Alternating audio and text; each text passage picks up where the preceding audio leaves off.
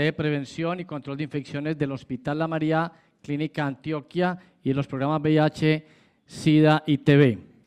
El doctor Larry nos va a acompañar con el tema de sarcoma de Kaposi en pacientes VIH. Doctor, nuevamente, bienvenido, muchas gracias.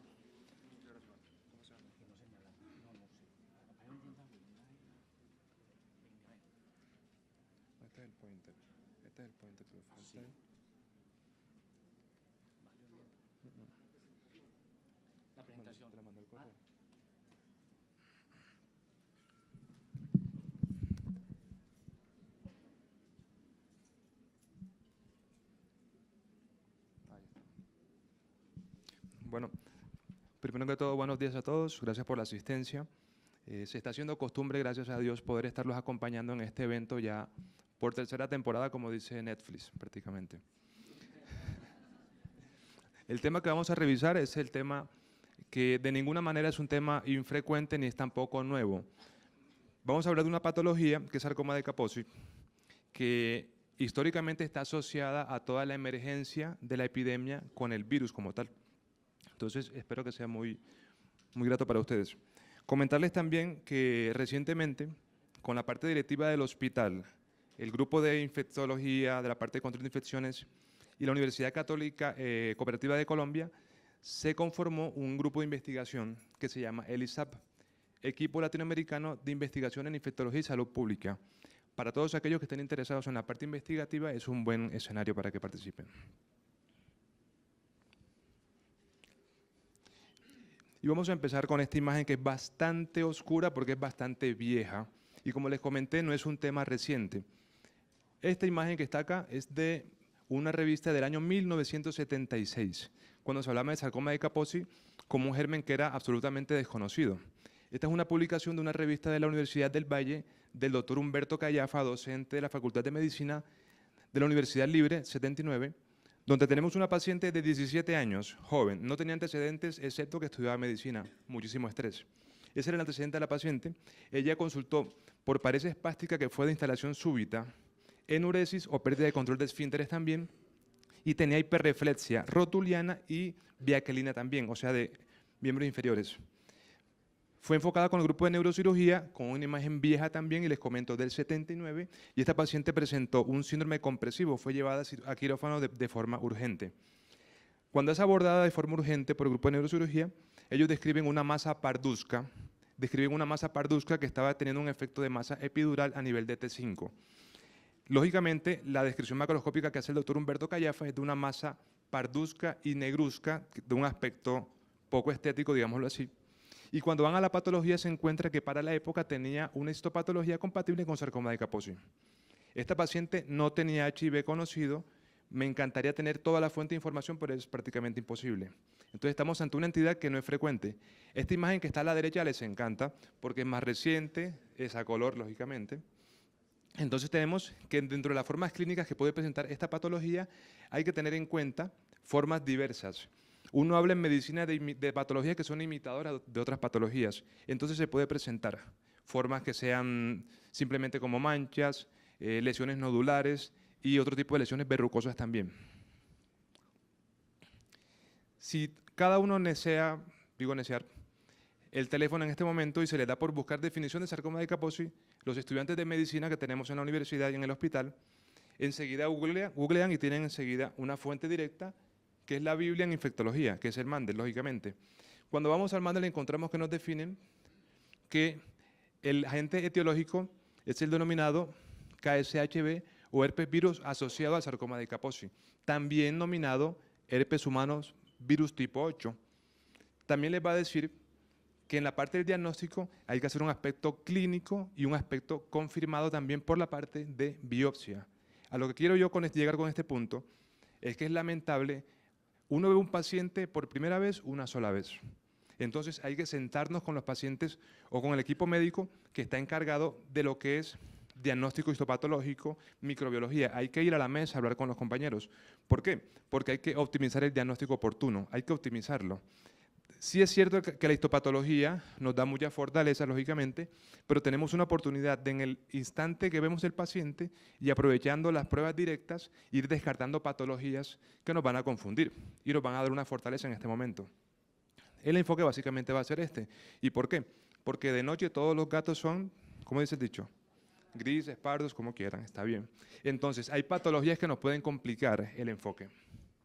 Este paciente, vemos la parte de arriba, 40 años, hombre que tiene sexo con hombres, HIV positivo, sin tratamiento, consultó por unas placas liquenoides en la palma de la mano. Entonces quedamos. Recién la doctora Mercedes, de forma muy eficiente, nos revisó la parte de dermatología en la infección por VIH. Tenemos acá, mismo paciente, otra lesión. Y hablando de sarcoma de Kaposi, todos en este momento pensaríamos sarcoma de Kaposi. Claro, es una lesión negruzca, en placa, elevada, tiene patrón que es irregular y tiene diferentes localizaciones. Hay que tener en el norte una etiología que se llama angiomatosis basilar. La angiomatosis basilar está descrita en las series de infectología como la segunda causa de infecciones o de lesiones angiomatosas en pacientes con VIH. Entonces, ver esta lesión nos sugeriría sarcoma de Kaposi, sí, y nos va a pasar y lo vamos a revisar más adelante. Pero hay que tener el norte abierto. ¿Por qué? Porque los pacientes nos dan toda la información. Este es un paciente distinto, en el que lamentablemente el diagnóstico fue tardío para anatomía patológica y el paciente cambia de forma inmediata. Más revisiones y de pronto la agudeza para el personal que está en el fondo no va a ser muy eficiente, pero aquí tenemos foto A, foto B, foto C, foto D. A pulir el ojo, como diríamos en ronda de infectología. Los dos recuadros superiores son angiomatosis basilar y la parte inferior sarcoma de Kaposi. Y con la mano en el corazón. Macroscópicamente diferenciable. Ustedes pueden decir que esto es una cosa y que esta es la otra. Entonces hay que aprovechar el abordaje inicial del paciente. Este paciente también tenía una angiomatosis basilar con un diagnóstico tardío. ¿Por qué insisto en el diagnóstico precoz? Porque los pacientes cambian. La angiomatosis basilar, como les comentaba, es un germen, es una entidad que está asociada a Bartonella como especie. Se han descrito 24 aproximadamente, 3 subespecies. Las que tienen patología clínica afectan al paciente con HIV menos de 50 CD4, que son Bartonella, Jensen, y Quintana, en ese orden, básicamente. Y miren todas estas lesiones. Aquí tenemos 3 pacientes distintos. En la parte superior, un paciente con un diagnóstico de certeza de sarcoma de Kaposi. Como les decía, es imitador de patologías, puede tender a la confusión, y tenemos entonces que esta es una forma variceliforme de sarcoma de Kaposi. En la parte inferior izquierda tenemos un paciente con una lesión secular o en resolución de angiomatosis basilar. Y aquí a la derecha un paciente con una histoplasmosis diseminada. Entonces, hay que abrir la mente cuando tenemos el abordaje inicial del paciente. ¿Por qué hay que abrir la mente? Porque el paciente con el sarcoma de Kaposi tiene un pronóstico que está sujeto a toda la parte del esquema antirretroviral, todo lo que rodea al paciente con HIV. Pero estos pacientes, y los que le mostré anteriormente, con un diagnóstico precoz directo, nos dábamos cuenta que eran angiomatosis basilares. Y el tratamiento es sustancialmente diferente. Es antibiótico y es sencillo. La mortalidad de la angiomatosis basilar no es despreciable. Sucede que el diagnóstico muchas veces no sucede de forma precoz. Y lidiamos con los efectos tardíos de esto. ¿Quién se anima? Nadie, silencio. Ok, esta es una lesión, ya estaba en resolución. Inicialmente pápula, indolora, en sustancia, en cuestión de 24 horas se hacen dolorosas con necrosis. Pueden ser únicas o pueden ser múltiples también. Hay que hablar de otra entidad que nos puede también confundir. Es el nominado ectima gangrenoso o pioderma gangrenoso. Es una entidad que tiene características que tienen que ver con la infiltración o la infección de gérmenes, principalmente Pseudomonas aeruginosa, sí, pero también está escrito Aeromonas, Estáfilo, Stenotrophomonas maltophilia y otros gérmenes, incluso del orden fúngico. Estos gérmenes se infiltran hasta la lámina basal del paciente y dan todos los cambios. Este paciente, o este cuadro más bien, tiene un componente que es sustancialmente importante, que si tenemos un paciente como estos en urgencia, que no le enfocamos como tal, o no le decimos hablamos con el dermatólogo, mira, saca un PONS, no, saca 2. Y al segundo PONS hagamos Cawaye, calcofluor, platametenamina, ZN, todo para aprovecharlo directo. Las pruebas directas las tenemos en un plazo de 72 horas con eficiencia y no vamos a esperar 2 o 3 semanas para beneficiar al paciente. En el caso de estigma gangrenoso, teniendo en cuenta el agente causal, se orienta el diagnóstico y se orienta el tratamiento también. El estigma gangrenoso está asociado, se piensa que la génesis tiene que ver con esas patologías de orden autoinmune. ¿Por qué? Porque mejora con corticoides. Entonces tenemos dos entidades que nos pueden complicar la vida. Tenemos dos entidades que hay que pensarlas y beneficiamos al paciente del manejo inmediato con las pruebas directas. El sarcoma de Kaposi, como tal, el germen está asociado a 3 síndromes. El foco de esta revisión es el sarcoma de Kaposi asociado al herpesvirus como tal, que inicialmente fue descrito hacia 1960 más o menos, estaba asociado a población mediterránea. Después, hacia el 60, con la población del área subsahariana en África. Y después, en 1981, ¿qué pasaba en el 81? ¿Quién recuerda? Un caso de un paciente con infección por VIH, una epidemia en realidad, hacia el estado de California, donde todos los pacientes debutaban con formas clínicas severas de sarcoma de Kaposi. Entonces, en el 81 se empieza a hablar del sarcoma de Kaposi epidémico. Ese sarcoma de Kaposi epidémico es diferente al africano, al clásico y diferente también al sarcoma de Kaposi del paciente que está inmunosuprimido por medicamentos, es decir, el iatrogénico. Empieza todo el concepto de sarcoma de Kaposi. Con la clasificación han pasado varias cosas. Tenemos esta clasificación que es fácil, que es aplicable, que se puede hacer con el paciente al lado prácticamente, que es la clasificación de Denzinger, que tiene que ver con la distribución de las lesiones en las básicas y los subtipos y las manifestaciones que vaya teniendo la patología, si son localizadas o son sistémicas también. Es la más práctica, es de bolsillo, se puede decir, se puede googlear en la ronda incluso.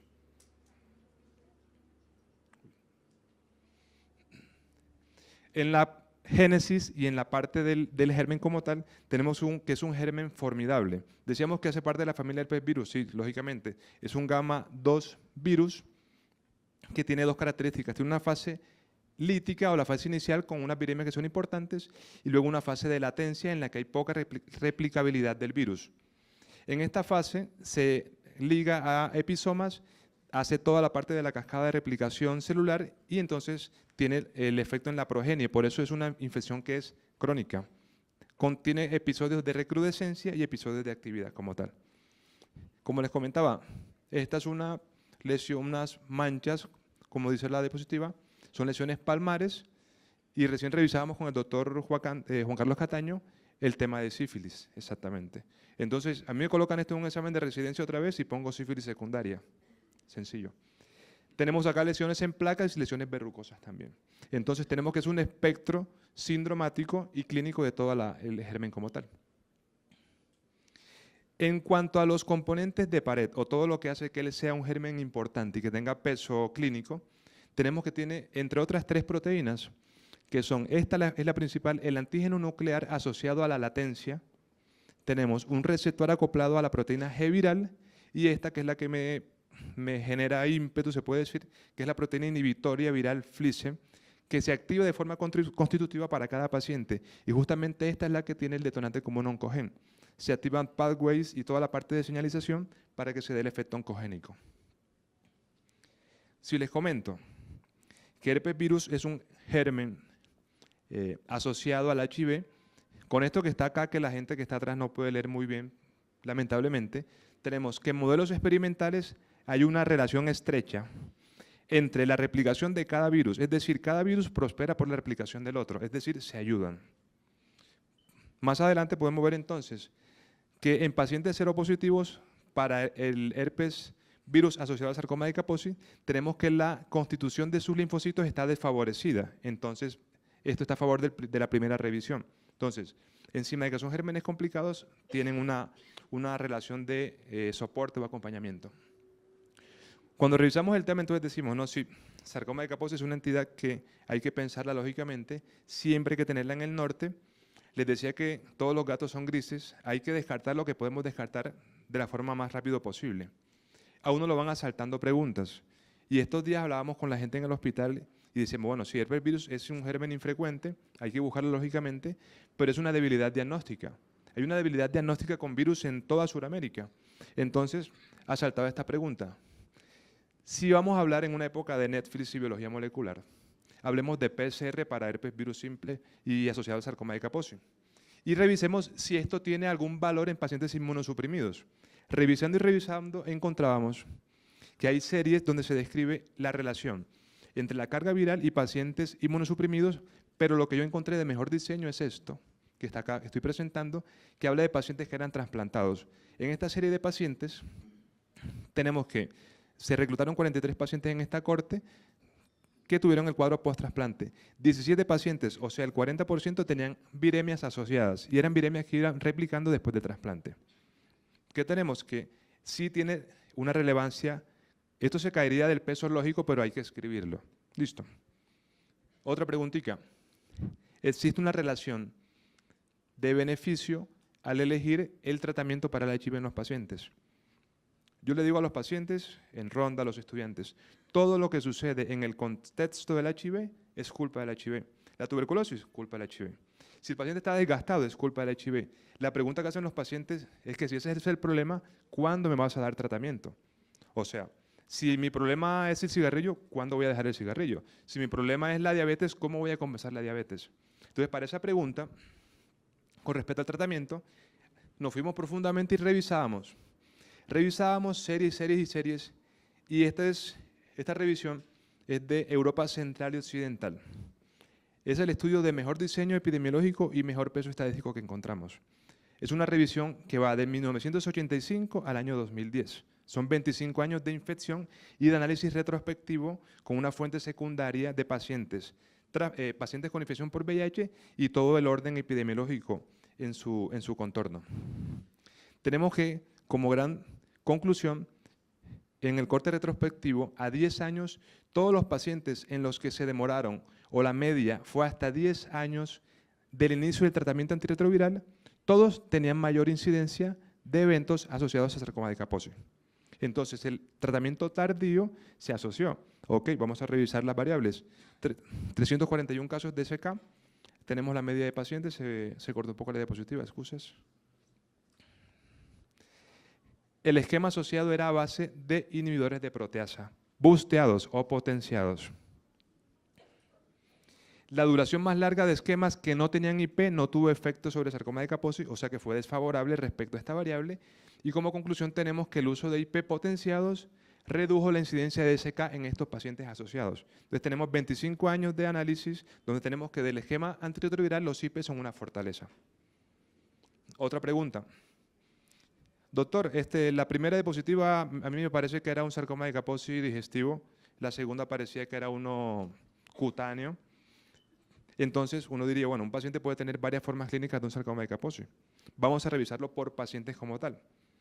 También les comentaba que no es acertado pensar que el sarcoma de Kaposi es patrimonio exclusivo del paciente con HIV. Les expliqué que se describió en pacientes mediterráneos de edad avanzada, se describió en África subsahariana, se describió en trasplantados inicialmente y desde el 81 en adelante empezó la parte de la epidemia. Tenemos, y esta es una revisión nacional del año 2015, donde tenemos del Colegio de Médicos de Gastroenterología de acá de Colombia, tenemos una revisión que me llamó la atención porque son 4 pacientes, 3 mujeres, 1 hombre. De los 4 pacientes, solamente un paciente tenía HIV. Las formas clínicas de estos pacientes, todas eran formas sistémicas, todas. Entonces, no es acertado pensar que un paciente tenga que tener HIV para tener una forma sistémica. Bueno, doctor, usted me está diciendo que pongamos tratamiento para el HIV. Hay patologías que ya son ampliamente conocidas por nosotros en las que no hay tratamiento dirigido que sea efectivo. Criptosporidiasis, isosporidiasis, hablemos de la leucoencefalopatía multifocal progresiva, muchas entidades asociadas al VIH que no tienen tratamiento efectivo o dirigido. En ese orden de ideas, es urgente dar tratamiento para el HIV en el contexto del paciente con sarcoma de Kaposi. Pero es urgente, ¿y qué define urgente para nosotros en la práctica clínica? Lo urgente es lo seguro para el paciente. Colocamos el escenario más típico, que es el paciente coinfectado VIH y tuberculosis. Es urgente darle tratamiento, pero es más urgente que ese tratamiento sea seguro para él. No lo vamos a precipitar a dar tratamiento sabiendo que puede constituir el paciente y después ponerse más enfermo. Entonces, con respecto al sarcoma de Kaposi y la reconstitución inmunológica, tenemos que hay que dar esquemas, sí. A base de IP, idealmente, como les comentaba hace un rato, y tenemos acá esta revisión del año 2012, donde a grandes rasgos les puedo comentar que acá están todos los oportunistas que fueron identificados. Sarcoma de Kaposi y tuberculosis fueron los que más se exaltaron. Tenemos que con sarcoma de Kaposi, la incidencia en esa corte como tal, fueron 196 pacientes. Un 21% desarrollaron una reconstitución asociada al esquema antirretroviral.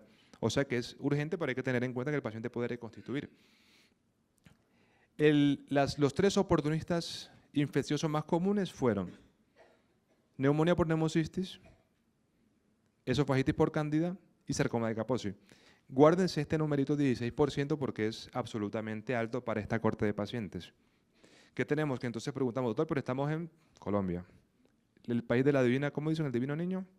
Bueno, donde pasan cosas que no pasan en otro sitio. La incidencia acumulada de un año de CIRI en esta corte fue del 29%. Para sarcoma de Kaposi, 16% para tuberculosis y 14% para cripto y otros gérmenes. Nos asalta la duda, doctor, estamos en Colombia, el país del divino niño. Entonces, tenemos esta revisión del año 2015, que fue una corte entre el año 2007 y 2010, analizando todas las variables o toda la epidemiología que rodeaba al paciente con HIV, es decir, describiendo a los oportunistas que más estaban identificados.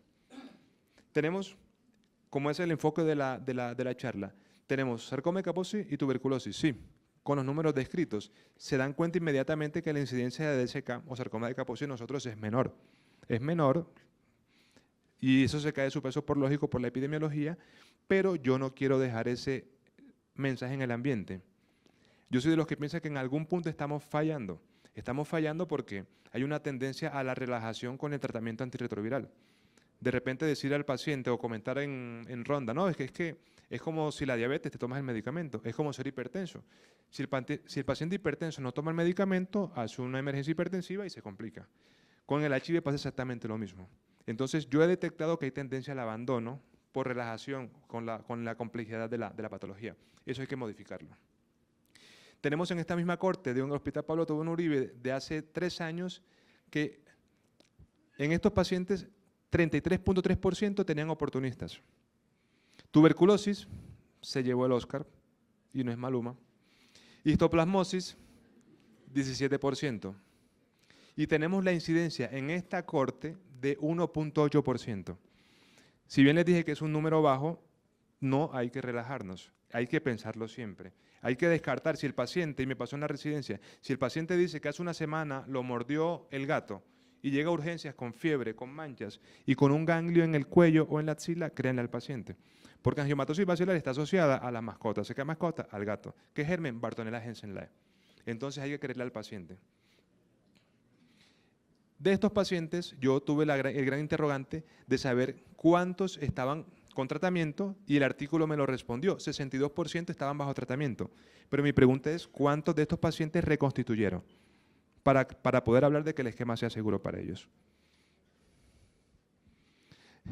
Este caso que está acá, que me encantaría que se viera ilustrado, se presentó justamente hace 2 días en el Congreso Nacional de Medicina Interna del Colegio de Médicos de México, producto de lo que les comentaba, de la alianza o el trabajo estratégico con la Universidad Cooperativa Colombiana, la Gobernación y el hospital. Es el caso de un paciente de 33 años, HIV sin tratamiento, gravemente enfermo, consultó por fiebre, pérdida de peso, tenía lesiones violáceas elevadas en placas que no se puede ver, aquí se ve hermoso como dice Mercedes, pero tenía lesiones, tenía compromiso pulmonar, digestivo, cutáneo.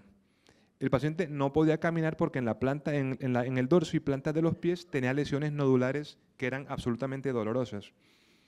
Y acá con este paciente yo les quiero comentar la parte del tratamiento. Si bien recuerdan la clasificación que les comenté, hablaba de formas localizadas y formas sistémicas. Para las formas localizadas hay tratamiento incluso tópico, quimioterapia tópica. En algunas series, vincristina se usa tópicamente. Se usa la parte local con fototerapia dinámica. Se usa crioterapia en cosas que son diversas desde el punto de vista tópico. La parte de la quimioterapia o manejo farmacológico viene a tener su función porque el efecto citopático del virus es conocido. Entonces lo que se recomienda es hacer quimioterapia, hablando de fármacos propiamente dicho, pero solamente hay 3 moléculas del punto de vista de quimioterapia que están avaladas para el manejo de sarcoma de Kaposi. Son doxorubicina, liposomal, daunorubicina y plaquitaxel. Son medicamentos que lógicamente son de uso seguro, deben ser manejados con pacientes con estricto monitoreo. Como toda antraciclina está asociado a modificaciones o complicaciones como pericarditis, miocarditis, por ejemplo, pero ese es el parte del tratamiento. Si se dan cuenta, hablando de sarcoma de Kaposi, no hablé de corticoides, hablando del caso de eczema gangrenoso, ni hablé de doxiciclina o acitromicina para tratamiento. Le estoy poniendo los 3 escenarios. El paciente con angiomatosis basilar lo definimos en 1 semana. Lo sacamos de la muerte en 1 semana. El paciente con un eczema gangrenoso probablemente sea más larvado y crónico en el tiempo de la progresión, pero tenemos que mientras llegan los resultados, pensábamos que era un sarcoma de Kaposi y van a pasar muchas cosas en ese trance de tiempo. Entonces al paciente con sarcoma de Kaposi hay que beneficiarlo del esquema como tal. Cuando uno enseña, 2 aprenden, dice Robert Heinlein. Muchas gracias.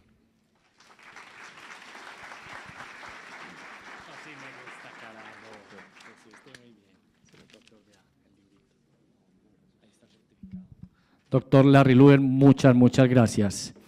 Nuestra última charla, conferencia en la mañana, y antes de esto, pues se prepara el microbiólogo Andrés Augusto Arias Sierra, quien es magíster